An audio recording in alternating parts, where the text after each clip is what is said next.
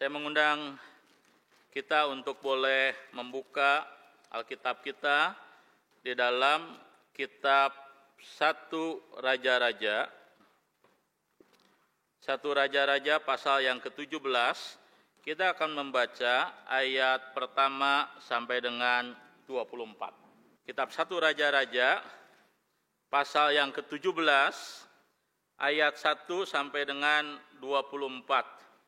Selama bulan Februari ini kita akan mempelajari mengenai tokoh-tokoh di dalam Perjanjian Lama, mengenai iman mereka, mengenai pergulatan mereka, bahkan mengenai kegagalan mereka. Itulah sebabnya saya hari ini mengajak kita di dalam membaca kitab 1 Raja-Raja pasal yang ke-17 ayat 1 sampai yang ke-24. Kita akan merenungkan mengenai teladan iman dari Nabi Elia dan seorang yang tidak dikenal namanya, hanya disebut sebagai janda di Sarfat. Saya akan membacakan firman Tuhan ini secara cepat. Demikian firman Tuhan. Lalu berkatalah Elia orang Tisbe dari Tisbe Gilead kepada Ahab, demi Tuhan yang hidup Allah Israel yang kulayani, sesungguhnya tidak akan ada embun atau hujan pada tahun-tahun ini kecuali kalau kukatakan. Kemudian datanglah firman Tuhan kepadanya, pergilah dari sini, berjalanlah ke timur dan bersembunyilah di tepi sungai Kerit di sebelah timur sungai Yordan. Engkau dapat minum dari sungai itu, dan burung-burung gagak telah kuperintahkan untuk memberi makan engkau di sana. Lalu ia pergi dan ia melakukan seperti firman Tuhan. Ia pergi dan diam di tepi sungai Kerit di sebelah timur sungai Yordan. Pada waktu pagi dan waktu petang burung-burung gagak membawa roti dan daging kepadanya dan ia minum dari sungai itu. Ayat yang ke-7. Tetapi sesudah beberapa waktu sungai itu menjadi kering, sebab hujan tidak turun di negeri itu. Maka datanglah firman Tuhan kepada Elia, bersiaplah pergi ke Sarfat dan yang termasuk wilayah Sidon dan diamlah di sana. Ketahuilah aku akan memerintahkan seorang janda untuk memberi engkau makan. Sesudah itu ia bersiap lalu pergi ke Sarfat. Setelah ia sampai ke pintu gerbang kota itu, nampaklah di sana seorang janda sedang mengumpulkan kayu api. Ia berseru kepada perempuan itu, katanya, cobalah ambil bagiku sedikit air dalam kendi supaya aku minum. Ketika perempuan itu pergi mengambilnya, ia berseru lagi, cobalah ambil bagiku sepotong roti. Perempuan itu menjawab, demi Tuhan Allahmu yang hidup, sesungguhnya tidak ada roti padaku sedikit pun, kecuali segenggam tepung dalam tempayan dan sedikit minyak dalam buli-buli, dan sekarang aku sedang mengumpulkan 2-3 potong kayu api. Kemudian aku mau pulang dan mengolahnya bagiku dan bagi anakku, dan setelah kami memakannya, maka kami akan mati. Tetapi Elia berkata kepadanya, janganlah takut, pulanglah, buatlah seperti yang kau katakan. Tetapi buatlah lebih dahulu bagiku sepotong roti bundar kecil daripadanya, dan bawalah kepadaku, kemudian barulah kau buat bagimu dan bagi anakmu. Sebab beginilah firman Tuhan Allah Israel, tepung dalam tempayan itu tidak akan habis, dan minyak dalam buli-buli itu pun tidak akan berkurang, sampai pada waktu Tuhan memberi hujan ke atas muka bumi. Lalu pergilah perempuan itu dan berbuat seperti yang dikatakan Elia. Maka perempuan itu dan dia serta anak perempuan itu mendapat makan beberapa waktu lamanya. Tepung dalam tempayan itu tidak habis dan minyak dalam buli-buli itu tidak berkurang, seperti firman Tuhan yang diucapkannya dengan perantaraan Elia. Sesudah itu anak dari perempuan pemilik rumah itu jatuh sakit. Sakitnya sangat keras sampai tidak ada nafasnya lagi. Kata perempuan itu kepada Elia, apakah maksudmu datang kemari ya abdi Allah? Singgahkah engkau kepadaku untuk mengingatkan kesalahanku, untuk menyebabkan anakku mati? Kata Elia kepadanya, berikanlah anakmu itu kepadaku. Elia mengambilnya dari pangkuan perempuan itu dan membawanya naik ke kamarnya di atas dan membaringkan anak itu di tempat tidurnya. Sesudah itu ia berseru kepada Tuhan, katanya, ya Tuhan Allahku, apakah engkau menimpakan kemalangan ini atas janda ini juga, yang menerima aku sebagai penumpang dengan membunuh anaknya? Lalu ia mengunjurkan badannya di atas anak itu 3 kali dan berseru kepada Tuhan, katanya, "Ya Tuhan Allahku, pulangkanlah kiranya nyawa anak ini ke dalam tubuhnya." Tuhan mendengarkan permintaan Elia itu dan nyawa anak itu pulang ke dalam tubuhnya sehingga ia hidup kembali. Elia mengambil anak itu, ia membawanya turun dari kamar dan ke dalam rumah dan memberinya kepada ibunya. Kata Elia, "Ini anakmu, ia sudah hidup." Kemudian kata perempuan itu kepada Elia, "Sekarang aku tahu bahwa engkau abdi Allah dan firman Tuhan yang kau ucapkan itu adalah benar." Jemaat yang dikasihi Tuhan, dalam sepekan ini salah satu hal yang menarik perhatian saya adalah mengenai kudeta di Myanmar. Saya melihat di televisi ketika kudeta terjadi, ada seorang reporter, saya lupa dia dari stasiun televisi mana, tapi dia mewawancarai orang-orang yang ada di Myanmar. Dan reporter itu bertanya kepada salah seorang warga di Myanmar apa yang dia rasakan ketika dia menyaksikan ada kudeta terhadap hasil daripada pemilihan umum pada waktu itu. Nah, kemudian warga ini berkata, dia begitu sedih, dia begitu kecewa dengan kenyataan yang dia hadapi. Dia menggambarkan bahwa masyarakat Myanmar itu seperti burung. Kalau burung itu sedang mencoba belajar terbang, dia berkata bahwa saat ini sayapnya sudah dipatahkan. Belum bisa apa-apa, belum bisa maju, belum bisa berkembang. Sekarang sayap kita sudah dipatahkan. Lalu saya juga di minggu ini menyaksikan di televisi mengenai satu keluarga. Satu keluarga mengalami, dia menyebutnya sebagai sebuah pain di dalam hidupnya, sebagai sesuatu yang menyakitkan. Apa yang membuat keluarga ini berkata bahwa mereka mengalami sesuatu yang menyakitkan di dalam kehidupan mereka? Nah, waktu saya melihat dalam berita tersebut diceritakan bahwa seorang suami, dia kehilangan istrinya. Oleh karena apa? Oleh karena kena COVID-19.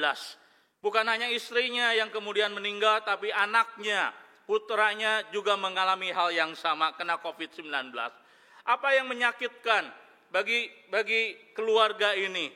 Mereka berkata bahwa mereka tidak punya waktu, tidak diberikan kesempatan untuk say goodbye kepada orang yang mereka kasihi. Sehingga mereka berkata bahwa pengalaman itu begitu menyakitkan di dalam kehidupan yang mereka sekarang sedang alami. Jemaat yang dikasihi Tuhan, Billy Graham, dia berkata seperti ini, "Suffering is part of human condition and it comes to us all. The key is how we react to it, either turning away from God in anger and bitterness or growing closer to Him in trust and confidence." Billy Graham dalam pengalaman hidupnya dia melihat bahwa dia berkata bahwa yang namanya suffering, yang namanya penderitaan adalah kondisi manusia dan semua orang pernah mengalaminya.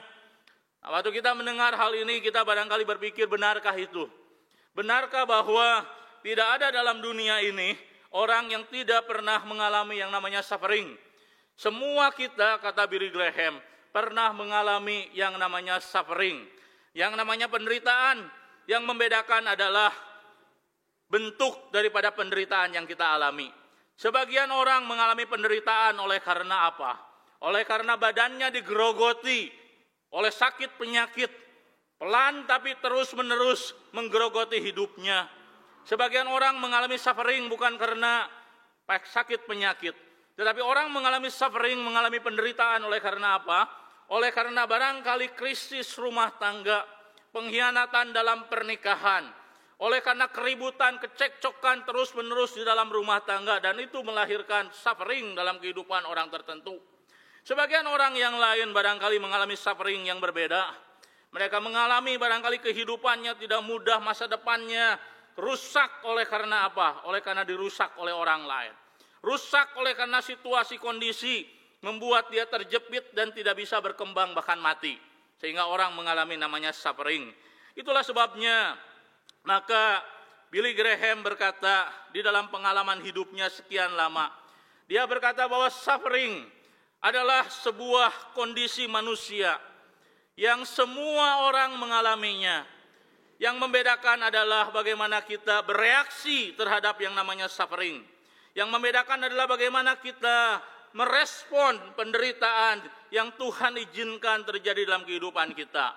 Apakah kita akan merespon penderitaan itu dengan anger, dengan bitterness, dengan kemarahan, kekecewaan, kepahitan kepada Tuhan, ataukah kita akan meresponnya dengan semakin mendekat dengan Tuhan, semakin bergantung erat kepada Tuhan, berpegang kepada Tuhan dan mempercayakan hidup semata-mata kepada Tuhan. Maka apa yang dikatakan oleh Billy Graham mengingatkan kita di zaman sekarang. Di zaman sekarang kebanyakan kita mengalami yang namanya suffering dalam bentuk yang berbeda-beda. Dan di dalam kondisi seperti sekarang ini kita memiliki pilihan, kata Billy Graham. Akankah kita menjadi orang yang kemudian menjalani kehidupan dengan bitterness, dengan kepahitan? Oleh karena apa? Oleh karena kita kecewa dengan realitas hidup kita. Atau kita akan menjalani kehidupan kita yang tidak mudah di zaman sekarang dengan apa? Dengan semakin mendekatkan diri kepada Tuhan, semakin bergantung berharap kepada Tuhan. Dan itulah sebabnya maka hari ini saya mengajak kita belajar dari pengalaman Nabi Elia dan pengalaman dari janda di Sarfat. Bagaimana Tuhan mengajarkan kepada mereka apa artinya beriman kepada Tuhan. Dan saya berdoa berharap supaya melalui pembelajaran dari apa yang Alkitab ajarkan tentang Nabi Elia dan janda di Sarfat ini membuat kita mengerti bagaimana di tengah-tengah situasi kondisi yang tidak mudah kita bisa belajar beriman kepada Tuhan. Ngomong beriman itu gampang. Menasehati orang untuk belajar beriman itu gampang. Tetapi menjalani penderitaan dan harus belajar beriman itu sesuatu yang tidak mudah. Itulah sebabnya maka hari ini kita belajar dari Nabi Elia, dari janda di Sarfat, yang di dalam kehidupan mereka mengalami masa-masa yang sukar seperti kita semua. Di dalam bagian Alkitab yang hari ini kita baca, kita mendapati dua pelajaran penting yang Tuhan berikan kepada Nabi Elia dan kepada seorang janda di Sarfat. Kita akan mempelajari apa yang Tuhan ajarkan kepada Elia mengenai iman. Yang pertama, Tuhan mengajarkan kepada Elia bahwa siapapun orangnya, bahkan seorang nabi Allah sekalipun bisa mengalami yang namanya suffering. Itulah yang hal pertama yang Tuhan ajarkan kepada Elia. Elia seorang nabi yang luar biasa. Tuhan panggil dia berhadapan dengan seorang raja yang jahat bernama Ahab. Dan Elia dipanggil Tuhan, Elia berhadapan dengan Ahab. Elia berkata kepada Ahab, kecuali aku berkata hujan akan turun, hujan tidak akan turun. Ahab adalah orang, raja yang jahat. Dia memiliki seorang istri yang juga jahat, mempengaruhi Raja Ahab untuk menyembah sesosok dewa yang bernama Baal. Dan Ahab beserta dengan istrinya dan orang-orang Israel yang terpengaruh kepada ajaran yang salah, mereka berpikir bahwa Baal adalah solusi untuk mempertahankan kehidupan mereka tetap makmur. Kenapa? Karena Baal adalah dewa kemakmuran. Baal adalah dewa yang menurunkan hujan bagi orang-orang Israel pada waktu itu. Tetapi Elia, dia berkata kepada Ahab, kecuali aku berkata hujan turun, tidak akan ada hujan. Maka kemudian hujan tidak turun. Baal tidak mampu mengalahkan Tuhan. Itu yang mau ditunjukkan oleh Elia. Seorang nabi yang luar biasa berani. Bahkan kalau kita membaca nanti dalam kisah raja-raja seterusnya, dia berhadapan dengan nabi-nabi Baal. Kemudian dia memperlihatkan siapa Tuhan yang sejati. Ini adalah seorang nabi yang luar biasa. Dia bukan seorang jemaat Tuhan biasa. Dia seorang nabi. Dia seorang pelayan. Seorang pelayan Tuhan. Kita ingat ketika Yesus berada di gunung. Ketika dia sedang di gunung kemudian terjadi sebuah peristiwa yang luar biasa. Tuhan memanggil dua sosok terbesar dalam perjanjian lama. Sosok terbesar pertama namanya adalah Musa. Dan sosok terbesar kedua namanya Elia. Ketika Tuhan memperlihatkan, dia memanggil dua tokoh yang dianggap terbesar dalam perjanjian lama. Satu diantaranya adalah Elia.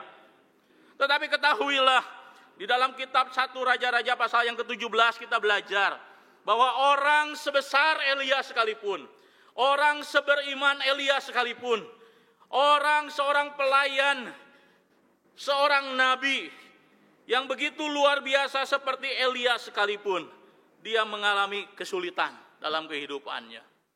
Tuhan memeliharakan Elia untuk sekian waktu lamanya. Dia berada di sungai Kerit. Tiap hari Tuhan mengirimkan burung gagak supaya dia bisa makan. Tetapi ada waktunya. Tuhan izinkan sungai Kerit kering. Tuhan izinkan burung gagak tidak lagi datang untuk menghantarkan makanan. Artinya apa?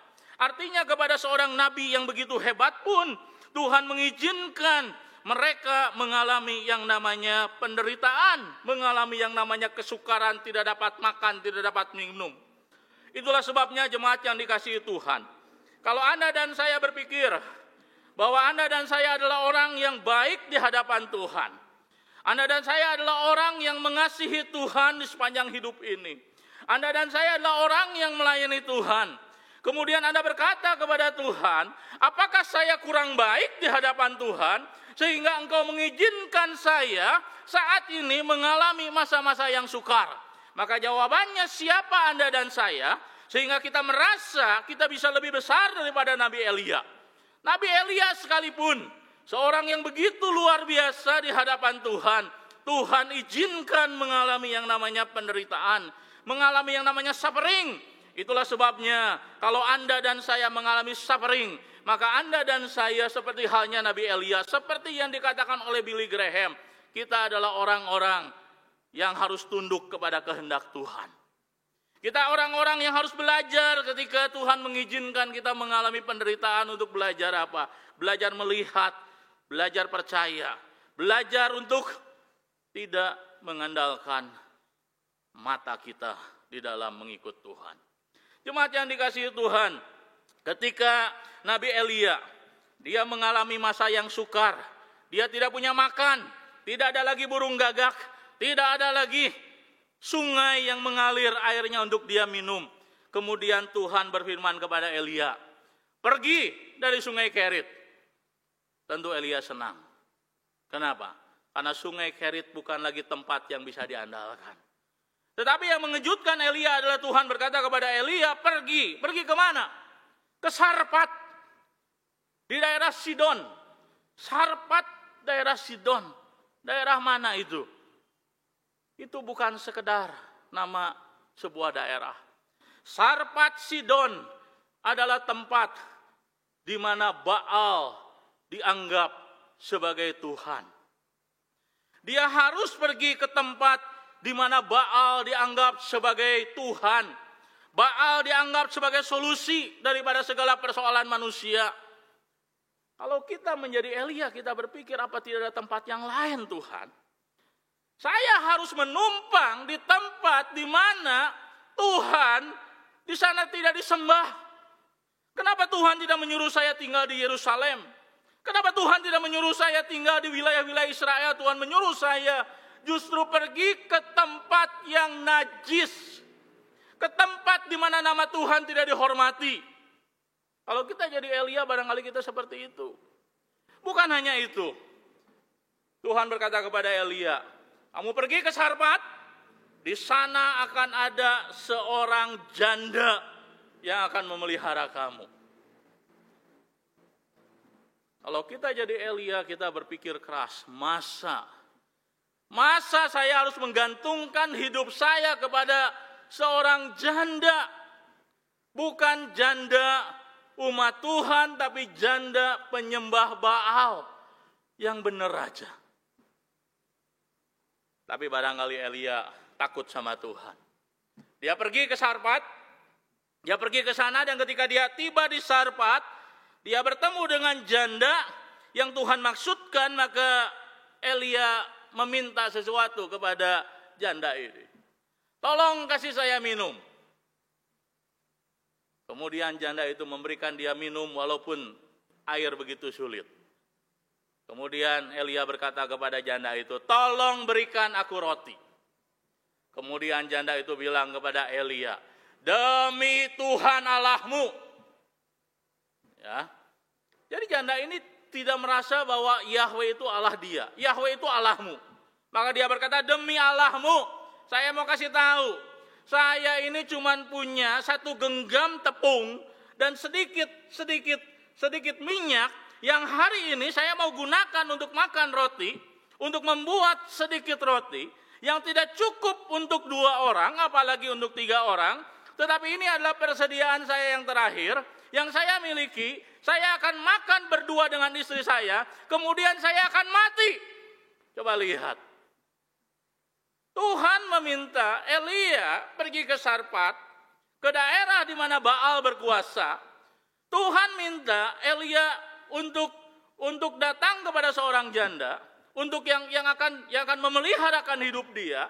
Tetapi janda yang Tuhan minta untuk memeliharakan hidup dia, ternyata adalah janda yang tidak mampu untuk menolong dia.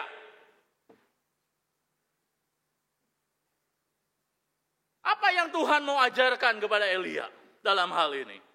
Tuhan mau mengajarkan kepada Elia untuk mengerti bahwa yang namanya beriman, bahwa yang namanya percaya kepada Tuhan, kita tidak bisa mengandalkan pikiran kita sendiri.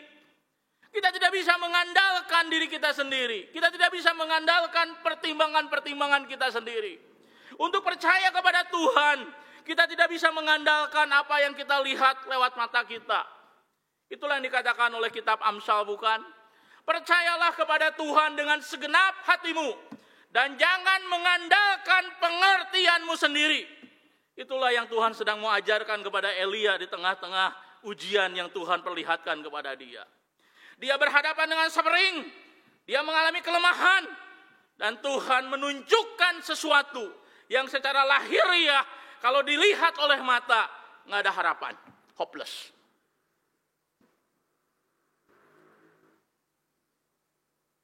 Maka di dalam peristiwa itu Elia belajar sesuatu. Bahwa yang namanya beriman, bahwa yang namanya percaya kepada Tuhan, bahwa yang namanya percaya kepada Tuhan itu tidak bisa mengandalkan apa yang kita lihat lewat mata. Untuk percaya kepada Tuhan, kita harus melihat beyond dari apa yang kita lihat lewat mata kita. Itulah artinya percaya. Kalau kita menilai segala sesuatu menurut apa yang kita lihat lewat mata, itu bukan iman. Maka Alkitab mengingatkan kita, berbahagialah. Berbahagialah mereka yang percaya namun tidak melihat. Itulah iman. Kalau kita percaya karena melihat, itu bukan iman.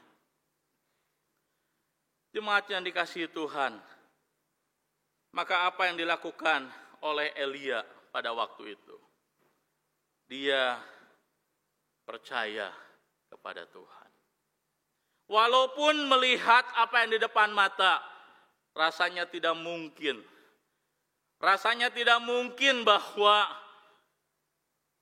seorang janda yang begitu berkekurangan, jangankan memeliharakan dia, menolong diri sendiri aja nggak mampu. Bagaimana orang seperti ini bisa menolong dia? Tetapi Elia belajar untuk percaya melampaui apa yang dia lihat lewat mata, melampaui apa yang secara logis dia pikirkan. Itulah sebabnya kemudian Elia berkata kepada perempuan ini, "Fear not," jangan takut. Dia menolong, kemudian dia mengerti bahwa dia mengerti bahwa sekarang bahwa Tuhan memanggil dia ke Sarfat. Tuhan memanggil dia pergi ke tanah Sidon, ke negeri di mana Baal disembah. Bukan untuk memeliharakan dia, tetapi untuk menolong seorang janda, seorang yang dilupakan, seorang yang ditinggalkan, seorang yang hari itu akan mengakhiri hidupnya.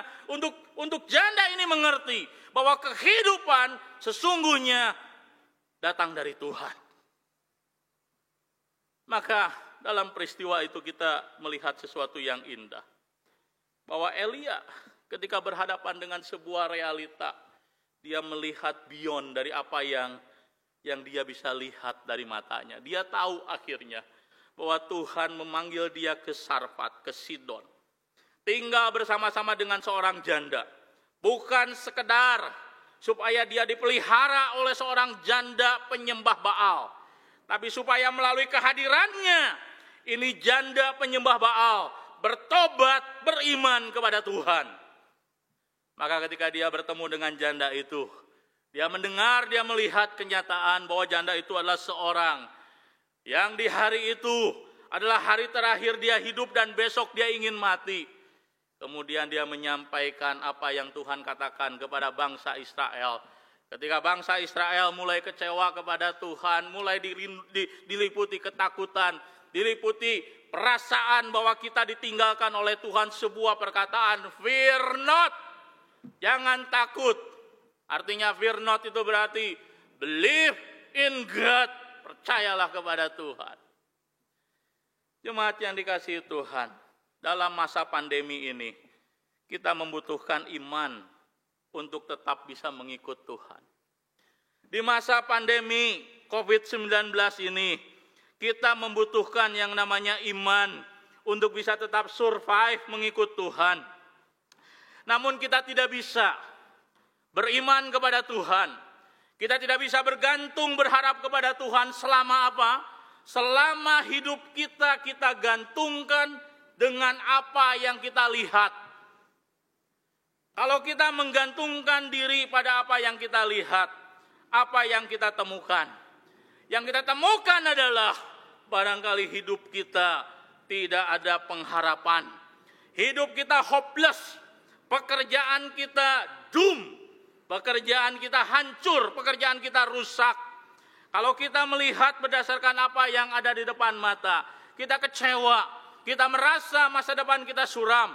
Bagaimana kita bisa keluar dari situasi dan kondisi yang menghimpit seperti sekarang ini? Maka itulah yang akan kita alami ketika kita melihat dengan mata. Kita kecewa. Tetapi ketika kita belajar untuk melihat bukan melalui mata, melihat melalui hati. Bukan melihat kepada apa yang di depan mata, tapi melihat ke atas. Melihat kepada Tuhan. Melihat bahwa Dia berkuasa. Berkuasa atas umat manusia. Bukan hanya berkuasa atas umat manusia, berkuasa atas hidup Anda dan saya. Berkuasa atas pekerjaan Anda dan saya. Berkuasa atas pernikahan Anda dan saya. Dia bisa mengizinkan pekerjaan kita rusak, pekerjaan kita hancur. Dulu kita di atas, sekarang kita bisa di bawah. Dia bisa mengizinkan keluarga kita mengalami goncang. Dulu bahagia, sekarang mengalami keretakan rumah tangga yang begitu hebat. Tapi Dia juga adalah Allah yang mampu untuk mengubahkan orang-orang yang dalam kehidupan hancur menjadi pulih keadaannya. Jemaat yang dikasihi Tuhan, ada sebuah lagu yang sangat enak untuk kita dengar. Kita barangkali juga senang dengan lagu him ini. Bunyinya seperti ini. Ya. Saya tidak bisa nyanyi, jadi saya tidak akan nyanyikan. Kalau saya nyanyikan nanti ibu bapak kabur semua. Ya, bunyinya seperti ini. Ya. Yesus, Yesus, nama terindah. Menghibur hatiku, tak henti kupuji Dia. Ini adalah salah satu lagu di KPPK, terjemahan bahasa Indonesianya. Bait pertamanya, ada kidung dalam hatiku, bisikan manis Tuhan. Jangan takut, ku besertamu, ku kan jaga hidupmu. Yesus, Yesus, namamu terindah, menghibur hatiku, tak henti kupuji Dia. Dalam bahasa Inggris sedikit berbeda. Dalam bahasa Inggris, dalam versi aslinya syairnya seperti ini. Kalau saya terjemahkan. Ada sebuah melodi dalam hatiku. Yesus membisikkan dengan lembut dan merdu. Jangan takut, fear not, I am with thee. Saya besertamu, peace and be still, damai dan tenanglah. Di dalam semua kehidupan, baik saat pasang ataupun surut. Jesus, Jesus, sweetest name. Yesus, Yesus, Yesus, nama terindah. Nama yang memenuhi hidupku ketika aku paling haus akan sesuatu. Membuatku bernyanyi di sepanjang hidupku. Sebuah pujian yang sangat indah. Mengungkapkan sebuah komitmen dari seorang untuk tidak takut menghadapi pasang surut kehidupan. Dia menyadari kehidupan kadang mudah, kehidupan kadang susah. Tapi ketika kehidupan susah, fear not, jangan takut. Karena ada Allah yang menyertai. Nyanyinya gampang, menjalaninya susah. Lagu ini ditulis oleh Luther Bridgers. Luther Bridgers menulis sebuah lagu yang sangat indah. Dinyanyikan dengan riang. Satu kali, dia beserta dengan keluarganya. Dia berkunjung kepada keluarga orang tuanya. Dia pergi ke sana. Kemudian Luther, dia pergi bertemu dengan teman-temannya. Ketika dia pulang, dalam perjalanan pulang, dia melihat rumah tempat keluarganya menumpang terbakar. Istri dan anaknya mati hangus di sana. Pertanyaannya, ketika dia kehilangan istri yang dia kasihi, ketika dia kehilangan anak yang sangat dia kasihi, masih bisa bernyanyi Jesus, Jesus, Jesus, sweetest name. Yesus, Yesus, Yesus, namamu terindah. Fear not, jangan takut, Tuhan beserta denganmu. Gampang ketika kita kehilangan orang yang kita kasihi berkata seperti itu? Tidak mudah. Tetapi Luther Bridgers, di tengah-tengah segala tetesan air matanya, Tuhan memperhadapkan kepada dia sebuah ujian iman. Apakah lagu yang kau nyanyikan hanyalah sekedar ucapan di bibir waktu engkau berkata fear not ketika hidupmu saat pasang dan saat surut? Maka di saat itulah dia belajar. Belajar untuk apa? Untuk melihat beyond dari apa yang dia bisa lihat melalui matanya. Itulah yang membuat dia di tengah-tengah segala tetesan air matanya, kehilangan orang yang dikasihinya, dia kemudian belajar untuk apa? Untuk bergantung, berharap kepada Tuhan. Menyanyikan, mengiyakan, mengaminkan apa yang dia pernah sampaikan melalui sebuah pujian. Meneguhkannya melalui apa yang dia alami. Itulah alasannya kemudian lagu ini menjadi begitu terkenal. Lagu ini dinyanyikan begitu banyak orang. Karena lagu ini keluar dari sebuah pengalaman kehidupan bersama dengan Tuhan. Merasakan pain dalam hidupnya. Merasakan kesakitan. Merasakan suffering. Tetapi dia bisa menang melewati itu. Kenapa? Karena Tuhan menolong dia belajar melihat kenyataan hidup beyond dari apa yang kita lihat lewat mata. Itulah sebabnya jemaat yang dikasihi Tuhan, suffering apa yang kita hadapi sekarang ini? Kehilangan pekerjaan, kehilangan tabungan, kehilangan pasangan, kehilangan kesehatan, kehilangan orang yang kita kasihi. kehilangan harga diri, kehilangan keharmonisan dalam rumah tangga. Kalau kita melihat dengan apa yang kita lihat lewat mata kita akan merasa hidup kita hopeless.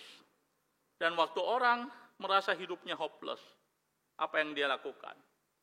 Mengambil shortcut, mengambil jalan pintas. Bunuh diri, salah satunya. Jemaat yang dikasihi Tuhan, bagaimana kita bisa belajar untuk beriman kepada Tuhan di tengah-tengah suffering yang kita alami? Belajar dari Elia. Minta tolong Tuhan.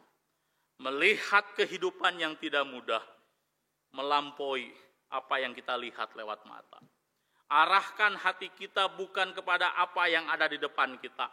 Arahkan mata kita, hati kita ke atas, kepada Tuhan yang mampu melepaskan kita, menguatkan kita di tengah-tengah segala suffering yang kita alami. Itu baru pelajaran pertama. Masih ada pelajaran kedua. Sabar. Jemaat yang dikasihi Tuhan, lalu yang kedua, kita bisa belajar juga dari perempuan janda yang ada di Sarfat mengenai apa artinya beriman. Jikalau kita melihat apa yang Alkitab gambarkan kepada kita mengenai janda di Sarfat, kita belajar sesuatu yang penting mengenai keadaannya. Apa itu? Orang ini adalah orang yang sudah tanpa harapan. Seorang janda dalam kehidupan masyarakat timur dekat kuno tidak pernah betul-betul seharusnya mengalami seperti yang dialami oleh janda ini. Dia tidak ada seorang janda yang seharusnya ditelantarkan oleh keluarganya, karena orang-orang yang hidup di tengah di wilayah yang disebut dengan timur dekat kuno, mereka memiliki semacam sebuah pemahaman bahwa orang yang menjadi sanak famili tidak boleh diabaikan. Itulah sebabnya maka kalau kita melihat bahwa janda ini sampai tidak bisa makan, sampai kelaparan, sampai dia berkata bahwa yang dia miliki saat ini adalah makanan terakhir yang dia akan makan bersama dengan anaknya dan kemudian mereka akan mati. Maka janda ini adalah janda yang betul-betul tidak punya harapan lagi dalam kehidupan. Janda ini adalah janda yang walaupun dia berdoa kepada Tuhannya, dia berdoa kepada Baal, meminta supaya Tuhan mempertahankan kehidupannya. Yang terjadi adalah ternyata dia mendapati bahwa Baal tidak mampu untuk menyelamatkan hidupnya. Baal tidak mampu untuk menolong kehidupannya. Bahkan kemudian yang terjadi adalah dia melihat bahwa ternyata Baal tidak mampu memeliharakan anaknya. Walaupun makanan ada, tapi anaknya sakit dan kemudian mati. Maka kita melihat dalam peristiwa Kisah 1 Raja-Raja pasal yang ke-17. Kita mendapati satu sosok, seorang yang tidak percaya kepada Tuhan. Seorang yang mengandalkan bukan Tuhan. Seorang yang mengandalkan dewa, seorang yang mengandalkan Baal. Orang ini kemudian menyadari bahwa ternyata tidak ada sesuatu pun dalam dunia ini yang bisa membuat manusia, yang bisa menolong dia keluar dari penderitaannya. Ini adalah orang yang betul-betul mengalami yang namanya hopeless.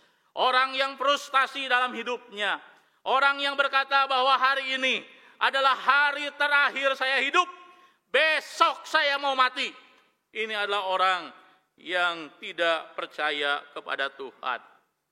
Tapi coba lihat bagaimana cara Tuhan membimbing perempuan yang sudah tidak punya pengharapan ini untuk kemudian percaya kepada Tuhan. Seorang perempuan yang semula tidak percaya kepada Tuhan untuk kemudian beriman kepada Tuhan. Maka Tuhan kemudian memanggil Nabi Elia untuk mengajarkan kepada perempuan ini satu hal. Apa itu?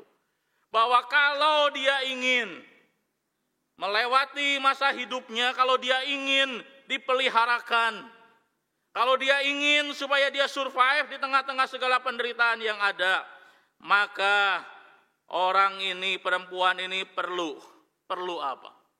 perlu untuk menyerahkan semua yang dia miliki kepada Tuhan. Waktu Elia berkata kepada perempuan ini, "Fear not, lakukan seperti yang kamu mau lakukan. Buatlah roti itu, tetapi berikanlah itu kepadaku pertama-tama, baru buatlah itu bagimu. Tuhan akan memberikan kepadamu roti, tepung yang tidak akan pernah habis. Tuhan akan memberikan kepadamu minyak yang tidak akan pernah habis selama masa-masa sukar tersebut." Dan janda ini diperhadapkan kepada pilihan. Akankah saya menyerahkan sesuatu yang saya miliki kepada Elia yang mewakili Tuhan untuk meminta apa yang dia miliki? Sebenarnya yang Tuhan mau tunjukkan kepada perempuan janda di Sarfat ini, bukan berarti Tuhan egois, bukan berarti Tuhan ingin supaya janda ini dinomorduakan, bukan. Tetapi yang Tuhan mau ajarkan kepada janda ini, untuk percaya kepada Tuhan, untuk menyerahkan hidup kepada Tuhan, maka janda ini perlu menyerahkan segala sesuatu yang dia miliki, sesuatu yang bernilai, sesuatu yang berharga, untuk diberikan kepada Tuhan, dilepaskan. Karena tidak ada seorang pun yang bisa percaya kepada Tuhan tanpa melepaskan apa yang dia pegang sebagai hal yang paling bernilai. Kita tentu ingat dengan seorang pemuda kaya nan rohani datang kepada Yesus. Dengan congkak dia berkata, "Tolong katakan kepada saya, apa yang saya harus lakukan supaya saya mendapat hidup yang kekal?" Dan kemudian Yesus berkata kepada anak muda ini, "Lakukan apa yang firman Tuhan katakan." Maka si pemuda yang congkak ini berkata bahwa semua yang Tuhan perintahkan telah aku lakukan sedari muda. Tapi Tuhan berkata kepada pemuda ini, ada satu yang kurang, ada satu yang missing dalam kehidupanmu, bahwa kamu tidak bisa melepaskan apa yang paling bernilai, yang paling berharga dalam hidupmu. Apakah itu? Kekayaanmu, hartamu, uangmu. Itulah yang membuat kamu terikat dengan yang namanya berhala. Berhala yang dalam bentuk uang. Maka Tuhan berkata kepada pemuda ini, kalau engkau betul-betul ingin hidup yang kekal, kalau engkau betul-betul berkata engkau mengasihi Tuhan, tidak ada sesuatu yang lain yang penting dalam hidupnya selain Tuhan, tunjukkan dengan jalan apa? Jual semua hartamu, bagikan kepada orang-orang miskin. Dan Alkitab berkata, Tuhan Yesus mengatakan, Alkitab menunjukkan kepada kita, orang muda ini pergi. Orang muda ini pergi kecewa oleh karena apa? Oleh karena dia tidak bisa melepaskan apa yang paling bernilai, apa yang paling berharga dalam hidupnya. Maka Tuhan Yesus berkata, tidak ada seorang pun bisa mengikut dua Tuhan. Orang tidak bisa percaya kepada Tuhan, tapi juga terikat dengan mamon. Maka apa yang paling bernilai, apa yang paling berharga harus dilepaskan. Supaya orang betul-betul percaya kepada Tuhan, bergantung berharapannya kepada Tuhan. Kenapa waktu Tuhan Yesus mengutus murid-murid Tuhan memberitakan Injil ke berbagai wilayah, berdua-berdua Tuhan berkata kepada mereka, jangan membawa apa-apa. Karena Tuhan hendak mengajar murid-murid Tuhan.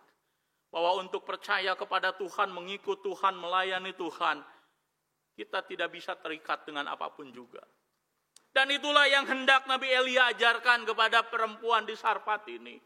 Bahwa untuk percaya kepada Tuhan, bahwa untuk beriman kepada Tuhan, dia harus menyerahkan segala sesuatu dalam hidupnya, termasuk hal yang paling berharga saat itu. Segenggam tepung dan secuil minyak. Tapi itu yang paling berharga. Itu adalah yang terakhir yang dia miliki.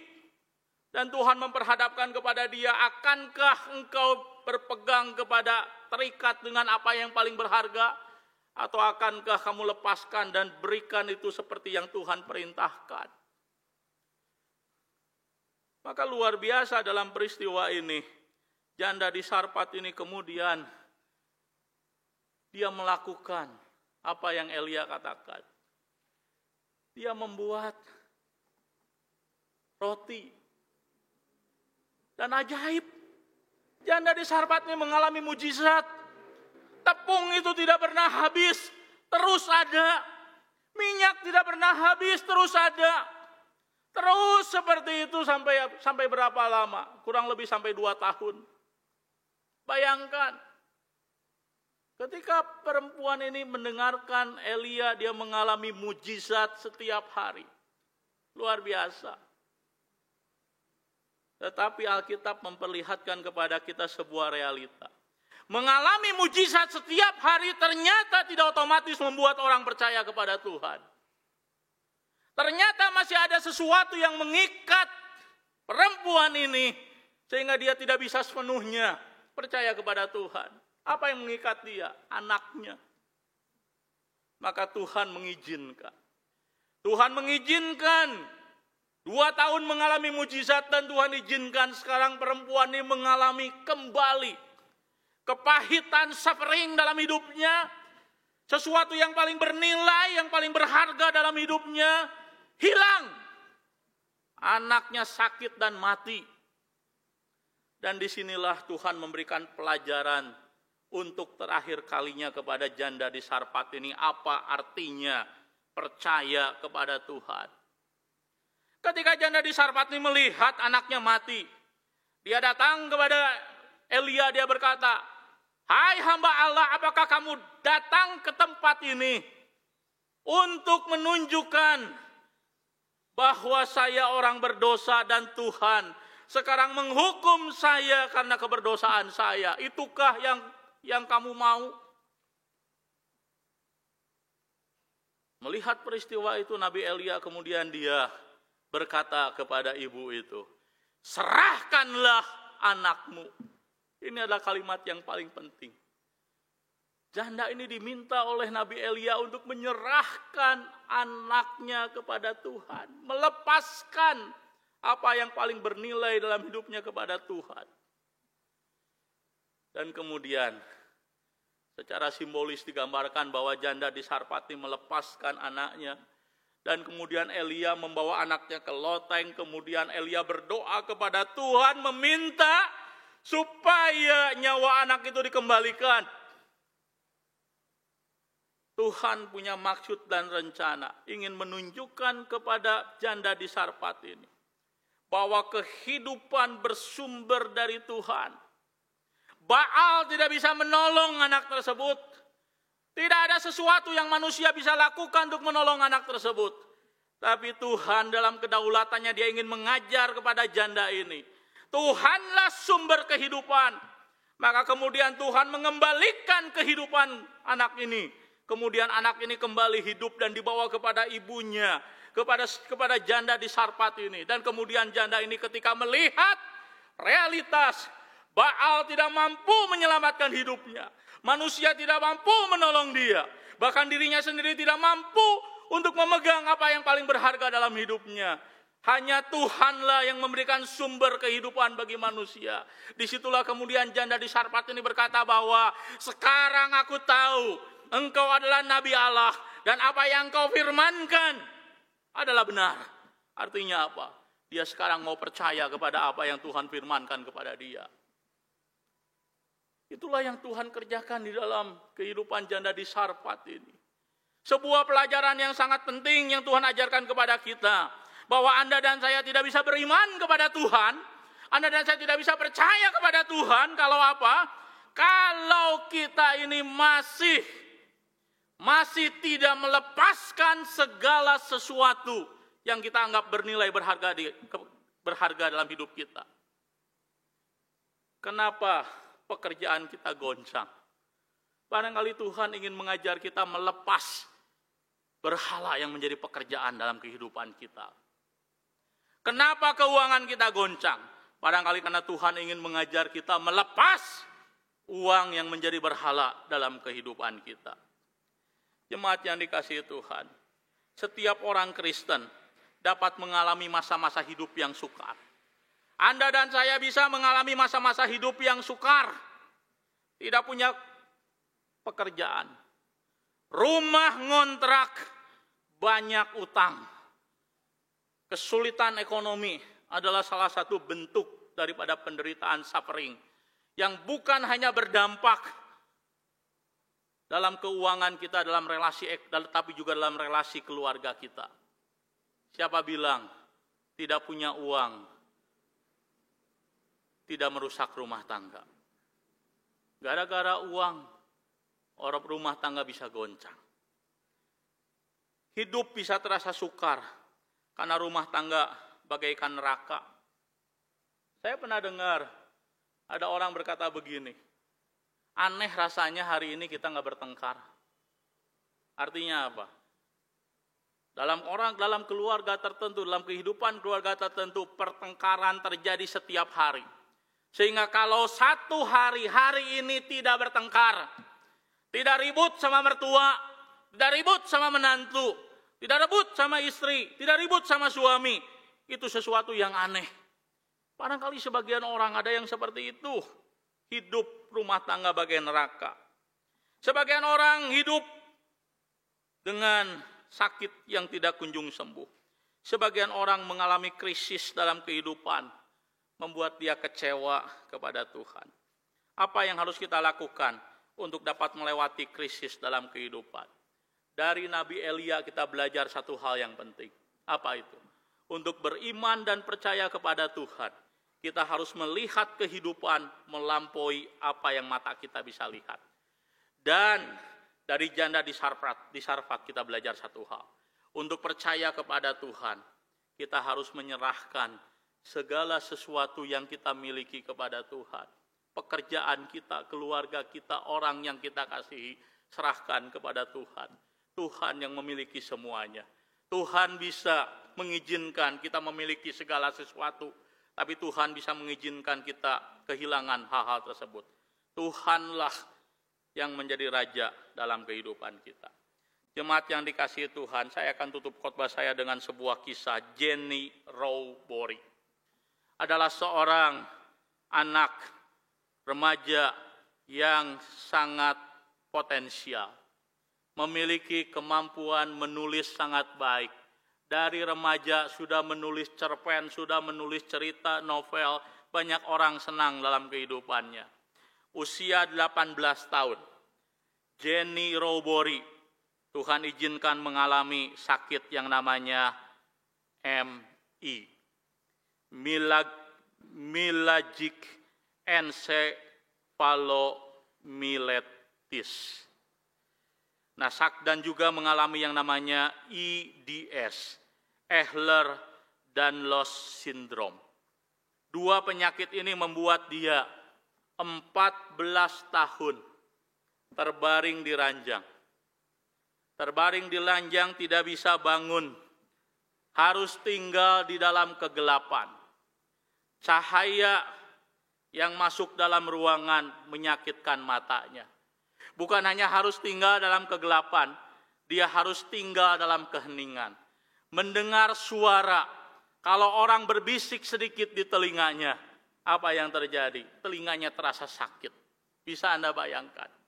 Orang menderita sakit seperti ini tinggal dalam kegelapan, tinggal dalam kesendirian. Tidak ada orang yang menemani. Betapa kesepian, betapa hidupnya menderita. Satu kali Tuhan memulihkan keadaannya. Dan di dalam catatannya dia menceritakan. 14 tahun dalam penderitaannya, dia berkata bahwa saya sering mendengar, dalam penderitaan Tuhan intervensi. Dalam penderitaan Tuhan bekerja mengubahkan. Tapi saya tidak mengalami seperti apa yang orang alami. Saya meneteskan air mata setiap hari, setiap saat. Meminta Tuhan menyembuhkan saya seperti orang lain. 14 tahun di dalam kesendirian, di dalam penderitaan. Sudah seperti orang mati layaknya. Tetapi dia berkata apa? ketika Tuhan memulihkan dia berkata seperti ini, tetapi pada akhirnya Tuhan hendak mengajar saya satu hal, bahwa saya harus belajar percaya kepada Tuhan, bukan dengan melihat apa yang ada di depan mata saya, tapi memandang kepada Tuhan. Tetap percaya kepada Tuhan, walaupun kenyataan hidup pahit dan kenyataan hidup terasa hopeless atau tanpa pengharapan. Jemaat yang dikasihi Tuhan, mari belajar seperti Jenny Rowbury. Mari kita belajar di tengah-tengah masa kesukaran, penderitaan yang kita alami, untuk mempercayakan hidup kita kepada Tuhan. Mari kita berdoa. Tuhan, kami datang kepadamu memohon anugerah Tuhan bagi setiap jemaat GKIM Hosana. Di antara sekian banyak jemaat GKIM Hosana, ada mereka yang mengalami pergulatan, pergumulan dalam rumah tangganya. Ada di antara mereka yang mengalami pergulatan, pergumulan dengan pekerjaannya. Ada di antara mereka yang mengalami pergulatan, pergumulan dengan kesehatannya. Kami berdoa supaya anugerah Tuhan tetap menguatkan setiap jemaat GKIM Hosana dan setiap orang percaya. Supaya mereka di tengah-tengah segala kesukaran, suffering yang mereka alami, mereka tidak mengandalkan diri mereka sendiri, tapi mereka belajar untuk hanya percaya kepada Tuhan, memandang kepada Tuhan, bergantung berharap hanya kepada Tuhan. Terima kasih ya Tuhan untuk pelajaran iman yang Tuhan berikan melalui pergulatan pergumulan Nabi Elia dan janda di Sarpat.